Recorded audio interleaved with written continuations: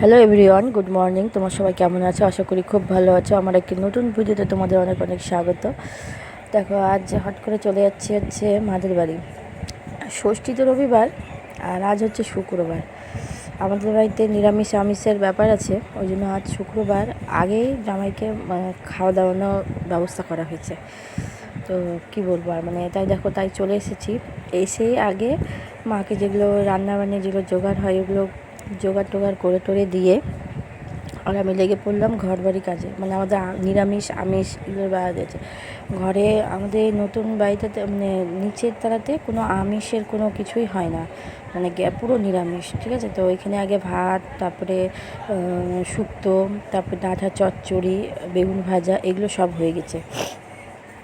আর আমার মা আর উপরতলায় যেহেতু ওদের আমিষের ব্যবস্থা হচ্ছে, তো এখনও তো কমপ্লিট হয়নি, তাই উনুনে রান্না করতে গেছে, মাটন হচ্ছে আজকে।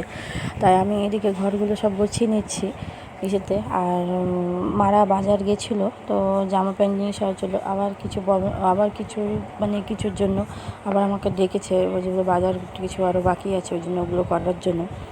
বুঝতেই পারছো, জামাই ষষ্ঠী কী বলবো আর, একদম জামাইদের আদর। তো আগাম থেকেই স্টার্টিং হয়ে গেছে।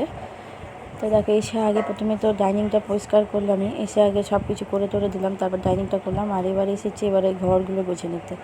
কেন, আমার ছোটো ভাই করে নাই, তো ও যেহেতু নাই, ও তারাপীঠ গেছে, তো এবার দেখো ওই জন্য আমি এগুলো করে নিচ্ছি। ঘরগুলো গুছিয়ে নেব প্রথমে, এই ঘর, তারপরে আর একটা ঘর আছে ওই ঘরটা। এই ঘরটা পুরো কমপ্লিট করলাম, ওই ঘরটাও গোছানো হয়ে গেছে। আর এই উপরটা না, শোকেস উপরটা আমরা গুছিয়ে কোনো তাল পাই না, কী বলবো। আর গোছাতে গিয়ে একটা জিনিস দেখলাম, যে এই দেখাচ্ছি তোমাদেরকে, দেখো এই জিনিসটা। এটা অনেক দিন আগে আমরা কামাখ্যা গেছিলাম, তখন আমার ছোটো ভাই, বড় ভাই, এটা আমার ছোটো ভাই, এটা আমার বড় ভাই, তো মা, বাবা, আর ওটা আমার মামার মেয়ে, আমরা ওই সবাই মিলে গেছিলাম, কামাখ্যা গেছিলাম। তো ছবিটা দেখে মনে করলাম আমার সাথে শেয়ার করি। আর ছেলের তো টিউশন রয়েছে, তো ছেলের তো পড়াটা না, ছেলেকে অনেক হোমওয়ার্ক দিয়েছে, ওইগুলো তো করতে হবে ওকে। তো দেখো ওকে করাচ্ছি, আর একবার করে করছে, একবার করে চলে যাচ্ছে, আবার একবার করছে, আবার চলে যাচ্ছে। আমি ওকে ডেকেই যাচ্ছি, কই রে, কোনো কোনো উত্তরই নাই ওর কাছ থেকে। তাই দেখো, বলে না দাদু দিদুনের বাড়িতে আসলে গেলে যা অবস্থা হয়। তো আর কি আর পড়া, ওকে পড়িয়ে নিই, তারপরে দুপুরে এবার খেতে বসবো।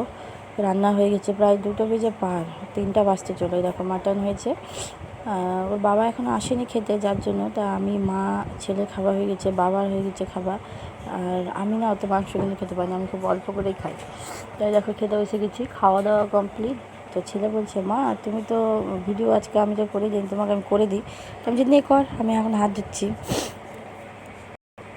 খাওয়া দাওয়া করা কমপ্লিট, তো একটু রেস্ট নিয়ে